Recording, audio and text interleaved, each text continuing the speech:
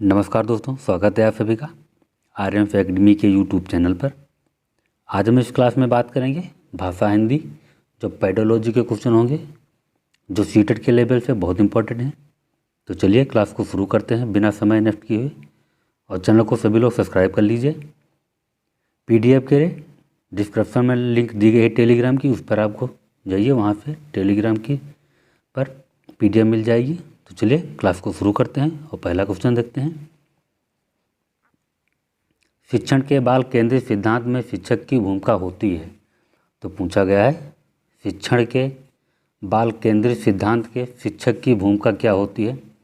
तो बाल केंद्रित, जब बालक प्राइमरी स्तर पर बच्चा होता है तो उसकी भूमिका शिक्षक की क्या होनी चाहिए। तो ऑप्शन दिए गए हैं, गौड़ की होनी चाहिए, न्यूनतम की होनी चाहिए, महत्वहीन की होनी, छात्र के सहयोगी के रूप में होनी चाहिए। तो इस क्वेश्चन का ऑप्शन डी वाला सही होगा, छात्र के सहयोगी के रूप में होनी चाहिए। अगला क्वेश्चन देखते हैं।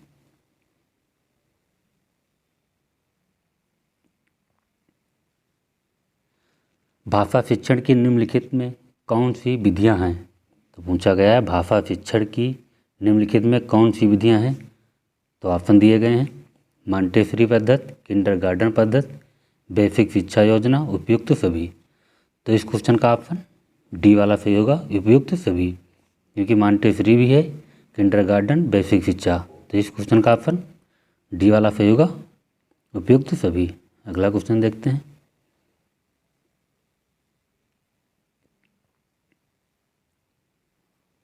एक शिक्षक को छात्र में पठन कला के विकास के लिए बालकों के उच्चारण, पठनगत तथ्य, विराम आदि चिन्हों पर किस प्रकार का ध्यान देना चाहिए। पूछा गया है शिक्षक को छात्रों के पठन कला के विकास के लिए बालकों के उच्चारण, पठनगत तथ्य, विरामादि चिन्हों पर किस प्रकार का ध्यान देना चाहिए।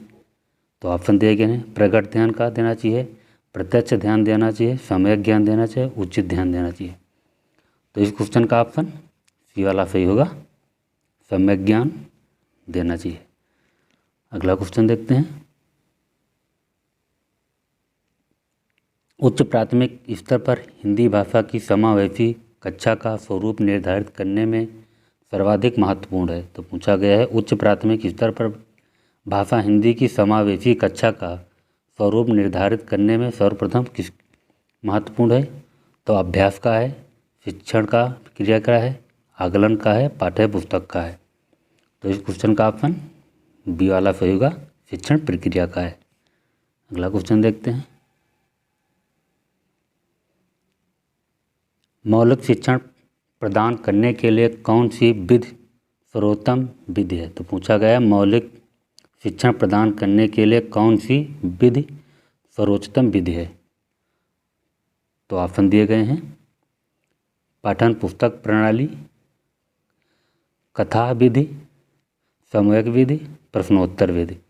तो इस क्वेश्चन का ऑप्शन डी वाला सही होगा, प्रश्नोत्तर विधि। मौलिक शिक्षण का प्रदान करने के लिए विधि सर्वोत्तम विधि है, तो प्रश्नोत्तर विधि है, डी ऑप्शन सही होगा। अगला क्वेश्चन देखते हैं।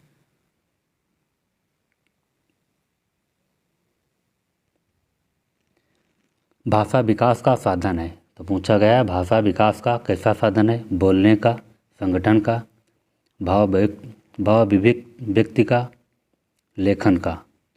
तो इस क्वेश्चन का ऑप्शन सी वाला सही होगा, भाषा व्यक्ति का। अगला क्वेश्चन देखते हैं। लेखन कौशल के विकास में सहायक है। तो पूछा गया लेखन कौशल के विकास में सहायक है। श्रुत लेखन का, प्रतिलिपि का, ए और बी दोनों का, वर्तनी ज्ञान का। तो इस क्वेश्चन का ऑप्शन सी वाला सही होगा, ए और बी, श्रुत लेखन का भी, प्रतिलिपि का भी। तो क्वेश्चन 37 नंबर क्वेश्चन का ऑप्शन सी वाला सही होगा, ए और बी दोनों। अगला क्वेश्चन देखते हैं। उपचारात्मक शिक्षण का प्रमुख कार्य है। तो पूछा गया है उपचारात्मक शिक्षण का प्रमुख कार्य क्या है। छात्रों का ध्यान उसकी त्रुटि की ओर खींचना, अधिगम सुधार, शिक्षण अधिगम सामग्री का प्रयोग। तो इस क्वेश्चन का ऑप्शन फर्स्ट वाला सही होगा, छात्रों का ध्यान उसकी त्रुटि की ओर खींचना। अगला क्वेश्चन देखते हैं। रचना शिक्षण में अव्यवस्था उत्पन्न होती है? तो पूछा गया है रचना शिक्षण में अव्यवस्था उत्पन्न होती है। तो ऑप्शन है सार्थक शब्दों के प्रयोग से, निरर्थक शब्दों के प्रयोग से, ए और बी दोनों, ज्ञान के अभाव से। तो इस क्वेश्चन का ऑप्शन बी वाला सही होगा। निरर्थक शब्दों के प्रयोग से रचना शिक्षण में अव्यवस्था उत्पन्न होती है। तो इस क्वेश्चन का ऑप्शन बी वाला सही होगा क्वेश्चन। अगला क्वेश्चन देखते हैं। अंतःवाक्य की संकल्पना किससे समृद्ध है? तो पूछा गया अंतःवाक्य की कल्पना किससे समृद्ध है? चॉम्स्की से है, वाइगोस्की से है, पॉलोव से है, स्किनर से है। तो इस क्वेश्चन का ऑप्शन वाइगोस्की से है, बी वाला सही होगा। अंतःवाक्य की संकल्पना किससे समृद्ध है? तो वाइगोस्की से है, तो बी ऑप्शन सही होगा। अगला क्वेश्चन देखते हैं।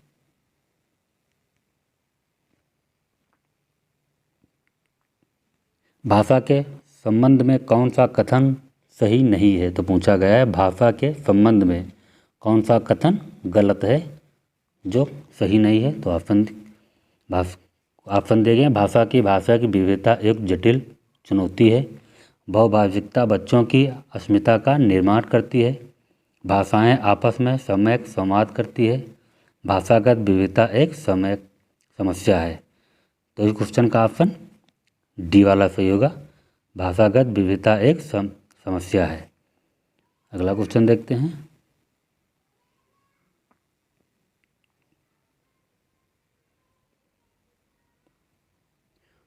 उच्च प्राथमिक स्तर पर भाषा शिक्षण का सर्वोपरि उद्देश्य है? तो पूछा गया है उच्च प्राथमिक स्तर पर भाषा शिक्षण का सर्वोपरि उद्देश्य क्या है? तो निजी अनुभवों के आधार पर भाषा का सृजनशील इस्तेमाल उच्च प्राथमिक पर शिक्षण का सर्वोपरि उद्देश्य है। तो इस क्वेश्चन का ऑप्शन डी वाला सही होगा। निजी अनुभवों के आधार पर भाषा का सृजनशील इस्तेमाल सर्वोपरि उद्देश्य है। तो इस क्वेश्चन का ऑप्शन डी वाला सही होगा। अगला क्वेश्चन देखते हैं। सतत मूल्यांकन का एक निहितार्थ है? तो पूछा गया है सतत मूल्यांकन का एक निहितार्थ है तो बच्चों के भाषा प्रयोग का निरंतर अवलोकन करना चाहिए। सतत मूल्यांकन का एक निहितार्थ है। तो इस क्वेश्चन का ऑप्शन फर्स्ट वाला सही होगा। बच्चों के भाषा प्रयोग का निरंतर अवलोकन करना चाहिए। अगला क्वेश्चन देखते हैं। सीखने के नियमों का प्रयोग प्रमुख रूप से होता है? तो पूछा गया सीखने के नियमों से प्रमुख रूप से होता है कक्षा कक्ष के शिक्षण में, मूल्यांकन शिक्षण में, ज्ञान के विकास में, शैक्षणिक गुणों के विकास में। तो इस क्वेश्चन का ऑप्शन फर्स्ट वाला सही होगा, कक्षा कक्ष शिक्षण में।